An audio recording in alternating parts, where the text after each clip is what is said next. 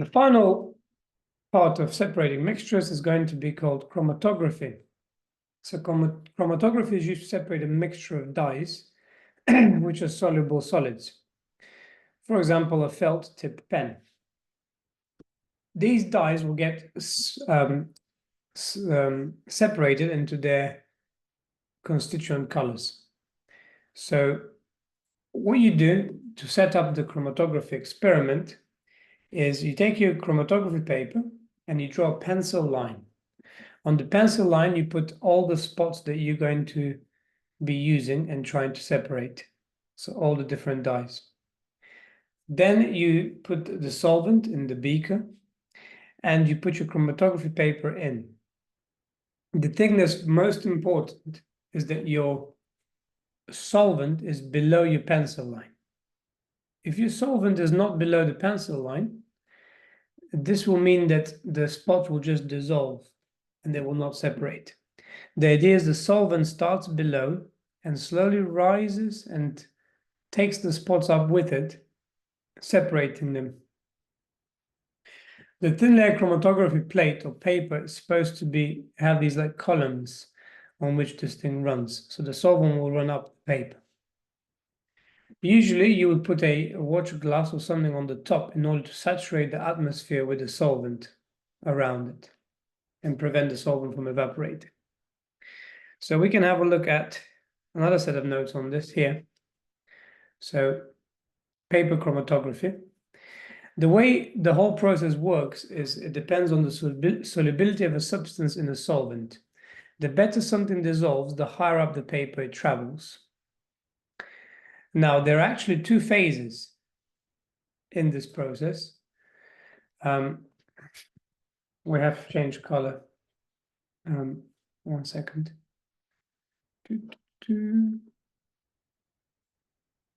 I will actually explain it here. There are two types of phases. There's a stationary phase, which corresponds to the chromatography paper. And there's something called a mobile phase, which is the solvent. So the way the spot separates is called relative solubility.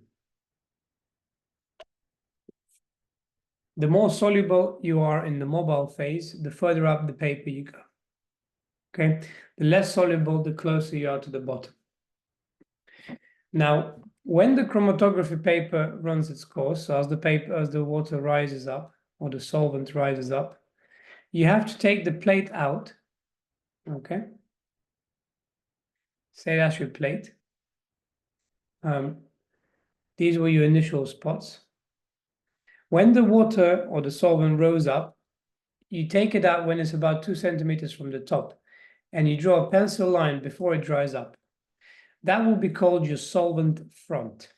So if we put an arrow here, this will be called the solvent front. Kind of like a front line, soldier front line. So that's your solvent front. That's how far up the paper it traveled. Now, suppose we had a spot at the beginning here, and it rose up to here. We now need to measure the two different distances in order to obtain something called the RF value. So in order to get an RF value, what you do is you take your ruler, you measure the distance between the solvent front and where the spot started. We can call this distance Y.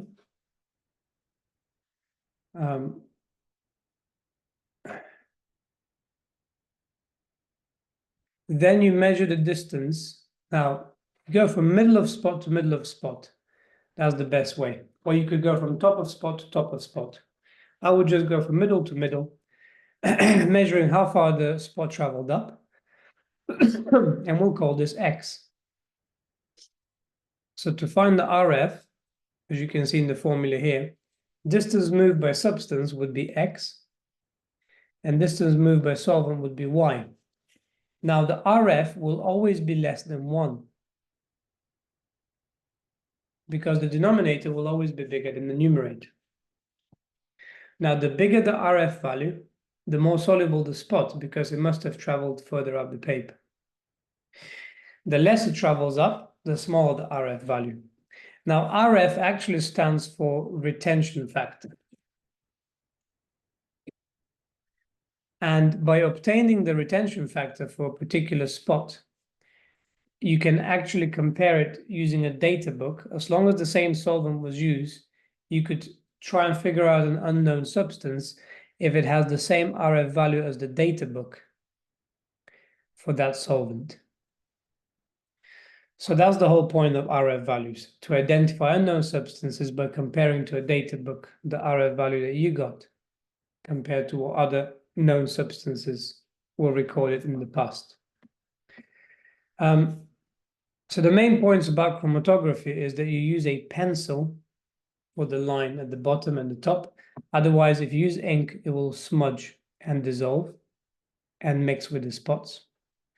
When you put your spots, you use a little capillary tube and you put loads of spots along the bottom, okay, making sure they're evenly spaced apart. Otherwise, they may overlap each other. Put your paper straight in with the water below the pencil line. Let it rise up. Close the container to saturate the atmosphere. And when it reaches near the top, take it out and draw the solvent front. That means everything is proportional. So even if you let it run a little bit more, then it would have, say, been here. But then X would have actually gone up a bit further as well. So everything is proportional. That's the whole point of an RF value. So it doesn't matter if you or your friend remove your chromatography paper at a different time, you will still get the same RF value because it's proportional. Also be aware of the stationary phase and the mobile phase in case you're asked in an exam. That is the most important point. If we put that into practical use here, the type of question you could get is to count different dyes. So which dyes does the ink contain, the mixture? So if we look at this, you should be able to see that the mixture on the right contains 3 and 4 because it has the purple spot, which is same level as 3, and the yellow spot, which is the same level as 4. Question 2. The mix now contains spot 1 and spot 4 because they match in line. And finally, question 3. The mix definitely contains 5, but then it seems to contain number 2. It's just the color has come out different, but it's on the same level as 2. So I would go for 2 and 5. That is correct. Okay. Now, one more thing I should perhaps mention is that, so here we go, mobile phase. It's all explained here in the notes. You could also comment that a particular dye might have a very strong attraction to the stationary phase, the paper, then it wouldn't travel far up. So basically the dye can either have a strong attraction to the paper or it can have a strong solubility in the mobile phase. It can't be both. It's one or the other. Now, what I haven't, I suppose, mentioned is if a spot doesn't rise at all, it means that it is insoluble in that solvent. So you need to try a different solvent. Also, if you're asked how many dyes are in the mixture, you just count the spots. You just don't count the spot on the line. You count how many are above it. So 1, 2, 3. There's 3 of them here. And this just talks about the retention factor and how everything's a ratio. So that completes what you need to know for chromatography. Make sure you know the method, make sure you can describe the method, and make sure you can calculate RF values. So that brings an end to the separating techniques. Thank you.